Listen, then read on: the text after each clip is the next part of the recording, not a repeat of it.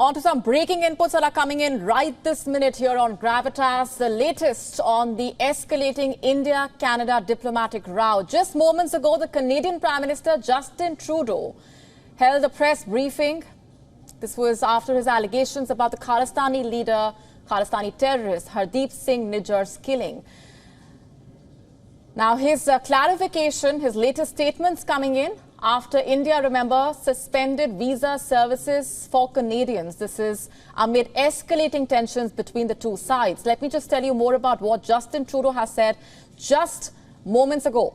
He says that there is credible reason to believe agencies of Government of India were involved in the killing of a Canadian on Canadian soil. That's what he said. Essentially, he is insisting on what he has said earlier on the matter, saying now also that he has that we have robust process. He also says that we will follow the course and we call on the Government of India to engage with us and to find the truth of the matter, quote unquote. That is what he has said. He also said that he has had a direct and frank conversation with the Indian Prime Minister, Narendra Modi. That's what Justin Trudeau has said just a short while back. Let's listen in. We call upon the government of India to work with us, to take seriously these allegations and to allow justice to follow its course. Let's go straight across now to Siddhant Sibal, who's with us on the broadcast for more on this. Siddhant, tell us more about what exactly the Canadian Prime Minister has said. Well, he basically has reiterated what he has been saying in the past, that there is a credible proof of Indian government's involvement in the killing of Nijjar, and basically reiterating what he has said in the past, including the fact that he has raised the matter with the Indian Prime Minister Narendra Modi. Remember, on 10th of September, on the sidelines of the G20 summit here in Delhi, there was a meeting between the two leaders in which the Indian side, of course, raised the issue of Khalistani extremism finding a safe haven in Canada. Now, today was a day where we saw a lot of developments, including, of course, India suspending visa services for Canadians. India, of course, also asking the Canadians to give a parity in terms of the number of Canadian diplomats here in Delhi versus the diplomats in Ottawa and in other missions or in Canada. But all in all, whatever happened in the press conference is essentially deja vu, because he hasn't come up with new facts. He hasn't, of course, stated the evidences and, of course, to give any fact or evidence to back his claim that India was involved in the killing of Nijjar. But all in all, the relationship hitting a rock bottom since the Canadian Prime Minister made his remarks earlier this week. And since then, we have seen how there has been a shrillness in the relationship, which it looks like will not go away anytime soon. Right. Stay with me, Siddhant, just for the benefit of viewers who might be tuning in right this minute. Just moments ago, the Canadian Prime Minister Justin Trudeau, as a part of that press briefing, reiterating what he has said earlier, is the same statement essentially, again, without evidence. He has attempted a face saver, but repeating what he has said earlier without evidence. Siddhant, let's just also talk about what the Indian side has said and maintained on this, with the strong statements coming in just hours ago from the Ministry of External Affairs as well. Well, yes, so we saw that weekly press conference by the Indian External Affairs Ministry spokesperson Arindam Bastian. That was a pretty long press conference, 44-minute long press conference, out of which 40 minutes was just devoted on the Canada row. But essentially, he pointing out to several facts. First, of course, there hasn't been any evidence shared by the Canadian side. Second, of course, there needs to be a parity in terms of number of Canadian diplomats here in Delhi versus the number of Indian diplomats in Ottawa.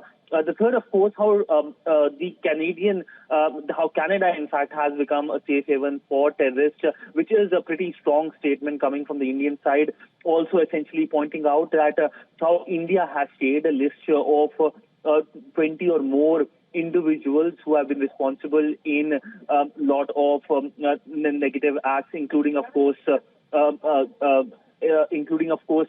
dealing with drugs and others as well. And there hasn't been any action by the Canadian side. India has sought extradition of many of these individuals. So there's a long list by the MEA which was pointed out, including, of course, how there has been a discrimination when it comes to giving visas to ex-Indian army officials, which has been a thorny issue. So all in all, a long list, but the message is clear that India-Canada relationship will be in a negative terrain, perhaps frozen for a pretty long time because of the allegations by the Canadian Prime Minister earlier this week in the Canadian Parliament on India. Absolutely serious repercussions as far as the India-Canada relationship is concerned. The Canadian Prime Minister, for those of you just joining us, is reiterating the same statement that he's put out, not budging. In fact, he says, quote unquote, there is credible reason to believe that agencies of the government of India were involved in the killing of a Canadian on Canadian soil, quote unquote. But yet again, he fails to provide evidence to back that statement. Let's just listen in to what he said just a short while back. We call upon the government of India to work with us, to take seriously these allegations and to allow justice to follow its course. We call upon the government of India to work with us, to take seriously these allegations and to allow justice to follow its course.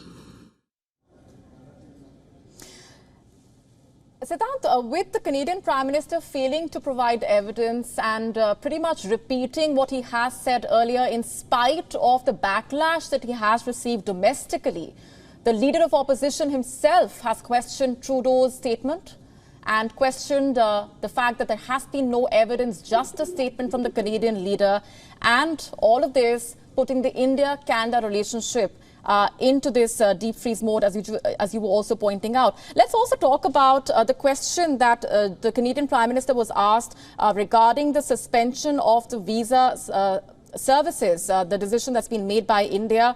Tell us more about what he has said on that front. Essentially, we know that this is a development which is rocking Canada as well, and this is a question that was bound to be asked to the Canadian side. And remember, this is an important development because there is a huge Indian diaspora and Indian Canadians, and this decision impacts them. But essentially, we know that many of them have been involved in anti-India activities, and this worries India. So if we look at the comments made by the Canadian Prime Minister, which basically does not budge from his previous stance, shows that it is highly unlikely that a backdown is coming from the Canadian Prime Minister. And remember, this is the third time that the Canadian Prime Minister has spoken on this issue. The first was in the Parliament. The second was in the Parliament, but that was a brief statement in which basically he said that he does not intend to provoke India. And the third, of course, today, and basically essentially repeating what he has been saying on the issue. Basically, he said on the evidence, the decision to share the information was not done lightly. It was done with utmost seriousness. He also said that there is a credible allegation and we need to take these allegations seriously as Canadians. He said that he has a direct conversation with the Prime Minister, which we have talked about during the sidelines of the G20 meeting when they had a meeting. But all in all, the message is clear from the Canadian side that when it comes to this allegation, they're going to continue to pursue it. But what India has said... Continue to pursue it, yes, Siddhant. But that's also in spite of the backlash that the Canadian leader has received domestically. Also, the kind of lack of support that he's received from his allies. Let's listen in to what the Canadian leader has said on that just a short while back. We're standing up for the rules-based order. We're standing up for the rule of law. We're highlighting how unacceptable it would be for any country to be involved in the killing of a citizen on their own home soil. And that's something we will continue to stand for. We're standing up for the rules-based order. We're standing up for the rule of law. We're highlighting how unacceptable it would be for any country to be involved in the killing of a citizen on their own home soil, and that's something we will continue to stand for. So what we are seeing play out essentially is a repeat of what the Canadian Prime Minister has said. We've seen how he has faced a series of questions domestically, internationally. He's also pretty much been seen standing alone on the global stage after making those shocking allegations against India. The India-Canada relationship, as we've been discussing here on Gravitas as well, has suffered this huge setback, all thanks to what it seems is the domestic vote bank politics of the Canadian Prime Minister. Now, he has come out and given out that press briefing, but he's repeating what he said earlier.